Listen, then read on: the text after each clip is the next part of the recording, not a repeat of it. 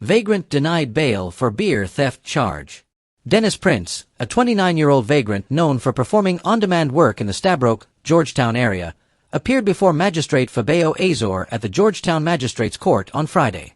He faces charges of stealing 5 cases of Banks beer, valued at $31,000, from Harleen Blair on December 8, 2024, in the Central Block area of Donkey City, Georgetown. During the court proceedings, the prosecution objected to granting bail, highlighting Prince's lack of a fixed address, which raises concerns about his availability if released. In response, Prince attempted to reassure the court, stating, "Eyes always be on the market 24 hours. It wouldn't be hard to find me, mommy," addressing Magistrate Azor. Despite his attempts to guarantee his presence, Magistrate Azor denied bail, emphasizing her concerns regarding his lack of a permanent residence. Prince is scheduled to return to court on February 14 for the continuation of the case. Guyana's average homeownership age now under 30. President Ali. President Dr. Irfan Ali has announced a significant milestone in Guyana's housing landscape, revealing that the average age for homeownership has dropped to under 30 years, thanks to the aggressive housing policies implemented by the People's Progressive Party/Civic (PPP/C) government. During his visit to the East Coast Demerara community of Strathspey on Saturday, President Ali highlighted the dramatic improvements in homeownership compared to previous decades when the average age was over 50 years. He remarked on the historical context, stating, "There was a time in our country when most of the communities were squatter settlements. The average age of homeownership was 55 years plus." He further emphasized the progress made. Today, the average age of homeownership is below 30 years. In some regions, it is about 25 years and just about 30 years old. That is something that we must never take for granted. President Ali urged the younger generation to recognize and appreciate the opportunities available to them, contrasting their experiences with those of previous generations. He stated, "It's not that they didn't achieve. It's that they did not have the opportunity that you have today. Many of them had to sacrifice not going to school so that one sibling could get an education." He encouraged youths to make the most of the present opportunities and to understand the sacrifices made by earlier generations to pave the way for the advancements enjoyed today. "Don't take that for granted," he concluded. This announcement underscores the government's commitment to improving housing accessibility and fostering a brighter future for Guyanese citizens. Mandela Avenue fatal accident. Driver seeks bail adjustment for compensation payment. Guyana Times. Chris Sobers, a 22-year-old electrician charged with causing the death of 28-year-old Edward Solomon through dangerous driving in 2024, is seeking a bail adjustment to redirect his $300,000 bail towards a $1 million compensation payment to Solomon's estate. This request was presented in the Georgetown Court of Chief Magistrate Fabio Azor on Friday. During the hearing, it was disclosed that Sobers has already paid $500,000 toward the agreed compensation and intends to use the bail amount as partial payment for the remaining $500,000. If approved, this would leave him with a $200,000 balance, which he promises to settle by February 28, 2025. Magistrate Azor noted that while Sobers' request has been acknowledged, any adjustment to the bail would require consent from the individual who initially posted it, as bail is typically refunded only after the conclusion of a case. She described the situation as tricky and assured that she would review the matter carefully. Sobers' decision to compensate the Solomon estate follows a fatal accident that occurred on April 4, 2024, on Mandela Avenue, Georgetown. Investigations revealed that Sobers was driving motorcar PAF 4593 when he made a left turn onto Freeman Street without ensuring the path was clear, resulting in a collision with motorcycle CJ 9016, which Solomon was riding. Both men suffered severe injuries and were transported to the Georgetown Public Hospital, GPHC. Solomon was initially discharged but was readmitted on May 28 due to complications, ultimately succumbing to his injuries on May 30, 2024. After Solomon's death, Sobers was charged with causing death by dangerous driving and was granted bail in the amount of $300,000 during his initial court appearance in June 2024. One condition of his bail requires him to report to the Caneville Grove Police Station on the first Friday of each month. Sobers is scheduled to return to court on February 28, where further decisions regarding the compensation payments and the bail adjustment will be addressed. Riverview bar shooting. Duo's case stalled by ballistics report delay. Guyana Times. Travis Farley, 24, and his girlfriend, 23-year-old Burita Motilal, from Riverview, Ruimveldt, Georgetown, appeared before Magistrate Fabio Azor at the Georgetown Magistrates Court on Friday regarding the shooting incident that occurred on November 3, 2024, leaving their 37-year-old neighbor, Zahir Hussein, injured. During their initial court appearance before Principal Magistrate Faith McGusty, both defendants pleaded not guilty and were granted bail of $200,000 each.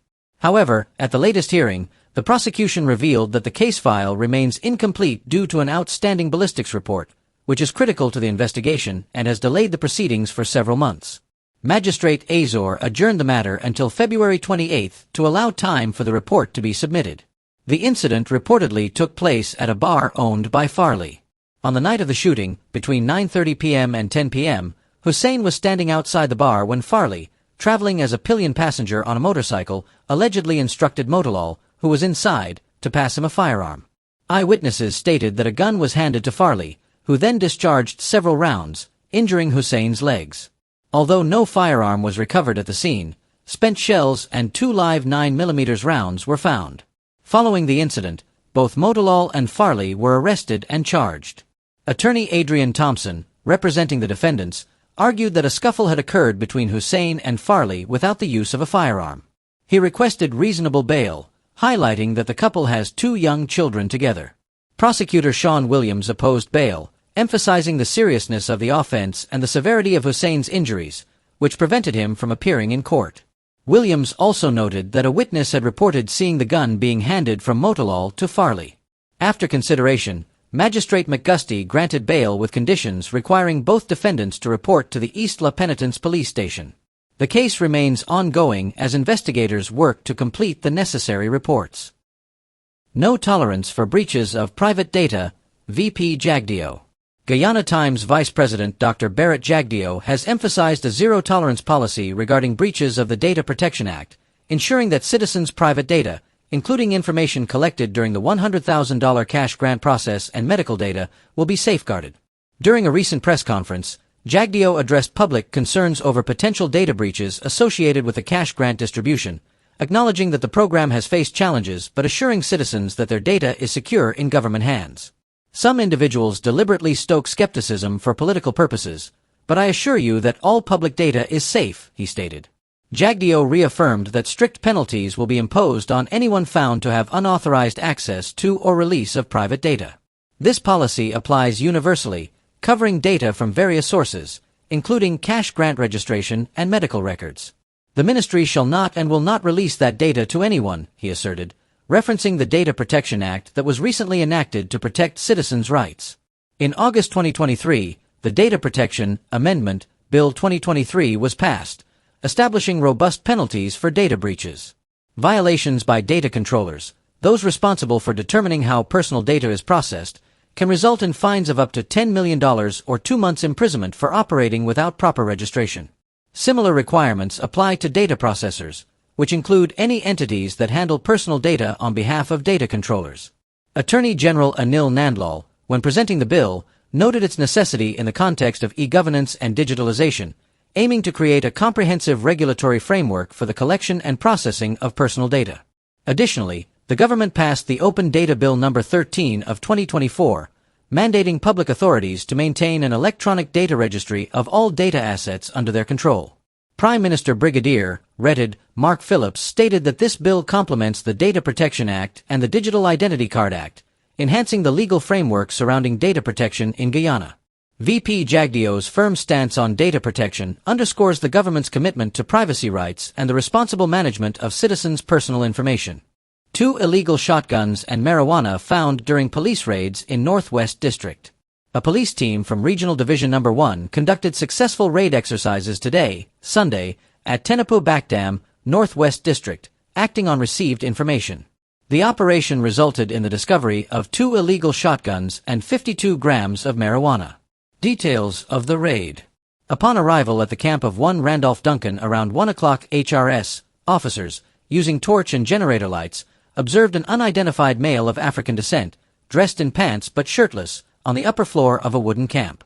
As the man stood up from his hammock, he suspiciously walked to the back corner of the camp and tossed a long black object into nearby dry bushes. This prompted the officers to investigate further, leading to the recovery of a suspected black Kel-Tec KSG semi-automatic 12-gauge shotgun, which contained 4 live 12-gauge cartridges. The individual, identified as Darnell Lewis, a 24-year-old Venezuelan porkknocker from Voodoo Scheme, Parica, EBE, was questioned about his firearm license and admitted he did not possess one. Lewis was arrested. Second raid. At approximately 2:30 HRS, the police proceeded to another nearby camp owned by Roy Gukaran, known as King, a 47-year-old gold miner from Friendship, EBD. Upon contacting Gukaran and his 2 workers, Joseph Williams, 64, and Lawrence Wells, 36, the officers informed them of their reason for being there and conducted a search. During the search, a black single-barrel 16-gauge shotgun without a serial number was found hidden under a mattress belonging to Williams. When questioned about having a licensed firearm, he responded negatively. Additionally, 8 live 12-gauge cartridges and a single suspected live .223 round were found in a long boot belonging to Williams. Both he and Wells were arrested. Discovery of marijuana. Simultaneously, officers searched Gukaran's enclosed wooden sleeping quarters. They discovered leaves, seeds, and stems suspected to be cannabis, weighing a total of 52 grams. Gukaran was cautioned and arrested after admitting, "Officer, this is all I have." Current status. All individuals are currently in custody at the Port Kaituma police station, assisting with the ongoing investigation. The police continue to emphasize their commitment to combating illegal firearms and narcotics in the region. $220 million Mahdia Magistrates Court commissioned. Qaeda News. The $220 million Mahdia Magistrates Court was officially commissioned on Friday, marking a significant advancement in the judiciary of Guyana. The ceremony was attended by Attorney General and Minister of Legal Affairs Anil Nandlal, Chancellor of the Judiciary, AG. Yannette Cummings Edwards, Chief Justice, AG. Roxanne George, and other dignitaries. In his address, Attorney General Nandlal highlighted the transformation occurring within the judiciary, stating, "No other generation of Guyanese have been able to witness, but more importantly, be part of a process that is so transformational in the developmental equation of our country." He emphasized the importance of this moment, urging all present to recognize their role in realizing the dreams of past generations. Chancellor Cummings Edwards noted that Mahdia had previously lacked a dedicated court facility, relying on shared space with the Guyana police force. She recounted the limitations of the old arrangement, describing a cramped wooden building that served both as a police station and a courtroom. Chief Justice George echoed the need for better accommodations, stating that while Mahdia always had a magistrate's court, modernization was essential. She acknowledged the delays in construction, partly attributed to the COVID-19 pandemic. The new Mahdia Magistrates Court will offer services related to domestic violence, probation, and social services, and will be presided over by Magistrate Clive Nurse starting Monday. The court will be staffed by both local personnel and staff from Georgetown. During the commissioning ceremony, it was announced that construction of the Providence Magistrates Court, with a budget of $842,385,910, is set to begin on January 13, 2025. The La Parfaite Harmony Magistrates Court, costing $489,856,592, is currently under construction, while the Friendship Magistrates Court has been completed, with keys handed over to the Registrar of the Supreme Court on Christmas Eve. The Anna Regina Magistrates Court is expected to be completed in the first week of February, with a budget of $178,232,102. Ongoing projects also include the Timeri Magistrates Court, which is 60% completed, and the Cove and John Magistrates Court, which is 65% completed. The ceremony was chaired by the Registrar of the Supreme Court, Suanna Lovell, who underscored the significance of these developments for the legal infrastructure of Guyana. Autism Care Center opens in Georgetown to support children with ASD. Qaeda News. In a significant step towards supporting children with autism spectrum disorder, ASD, Roseanne Farley, a dedicated advocate and mother, has opened the Early Childhood Services Autism Care Center in Georgetown. Located at Lot 6 Duncan Street, the center officially began operations on April 2, 2024, with the mission of providing essential support and resources for families affected by autism.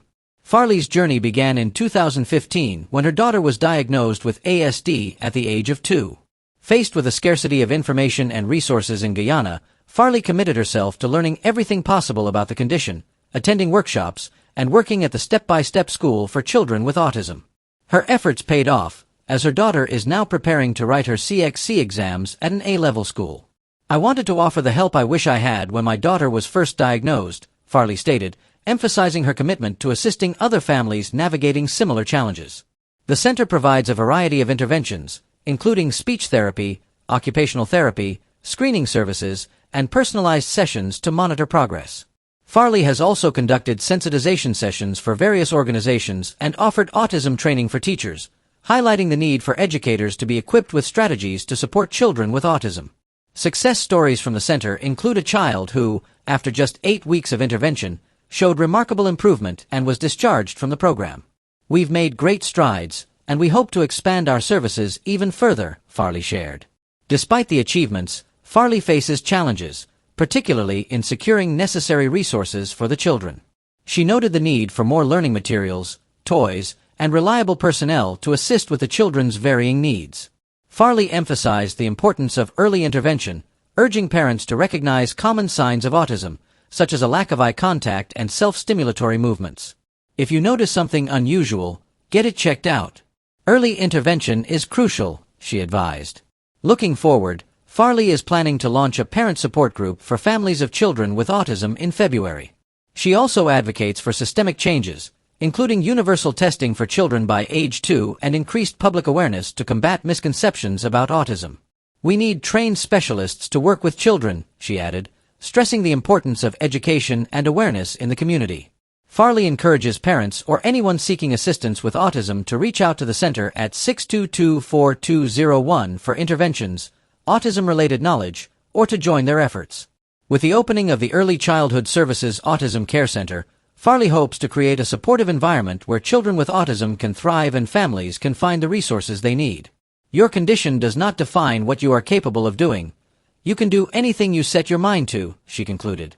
Government and US EXIM Bank Inc. deal for $526 million loan. News source Guyana. Government and US EXIM Bank Inc. deal for $526 million loan at the site of the multi-billion-dollar gas-to-energy project. The government of Guyana and the Export-Import EXIM Bank of the United States on Friday signed the deal for the $526 million loan that is expected to fast-track the project. The financing will support the construction of a state-of-the-art natural gas separation plant, a 300 megawatts combined cycle gas turbine power plant, and services related to the gas supply pipeline located at Wales, West Bank Demerara. The project is expected to allow Guyana to transition to more reliable and cleaner energy for consumers and businesses by using natural gas to generate electricity. Signing the loan agreement on behalf of the bank today was its president and chairperson Retta Jo Lewis, who said the project aligns with the bank's goals and priorities. "This deal, we believe, is a game changer. Not just for Guyana and the United States, but for the people, businesses, and shared aspirations that unite our two nations. Together, we are taking bold steps to strengthen energy security, enhance environmental sustainability, and unlock economic opportunities." For Guyana, this project would double the country's installed electricity capacity, providing cleaner, more reliable and affordable energy for families and businesses, the president of the US EXIM Bank said. The signing of the agreement comes just 2 weeks after the board of directors at the US EXIM Bank provided final approval of the loan. The financing will support a U.S. joint venture involving Line Seca, a Texas-based company, and Puerto Rican small business, CH4 Systems, and services provided by ExxonMobil. Prime Minister Mark Phillips said the $526 million loan agreement would support the largest, most transformative project embarked upon by the government in Guyana's history. He said the project will enable Guyana to strengthen its energy security by doubling the country's installed electric capacity and unlocking economic growth potential for local Guyanese companies of all sizes. The signing of this agreement between the government of Guyana and the Export-Import Bank of the United States is a declaration of trust in Guyana's potential and a commitment to shaping our country's future, which is defined by progress and opportunity. The $526 million in financing provided by EXIM Bank will breathe life into Guyana's gas-to-energy project. This will allow us to double Guyana's installed electric capacity, modernize our energy infrastructure, and position us to reach the growing demands of an increasing dynamic economy, Prime Minister Phillips said. Minister responsible for finance, Dr. Ashni Singh, said the project forms part of the government's vision to provide cleaner, more efficient, and cheaper energy. He said it was fast-track the diversification of the Guyanese economy and build a competitive non-oil economy. This single project is going to see Guyana more than doubling our electricity generating capacity. And importantly, will see us advance in our journey towards cleaner and more renewable sources of energy, given that we consider gas to be a transition fuel. And in addition to that, it will see us improving the reliability of our energy supply and reducing the cost of our energy supply to the extent that we will be able to reduce the cost of electricity to the final consumer by 50%, Minister Singh said. The project is being built by US and Guyanese companies, with 85% of the 500 employees currently supporting this project on site being Guyanese. Before the signing ceremony, the US EXIM Bank official met and held discussions with President Irfan Ali and a government team, along with officials from a US embassy.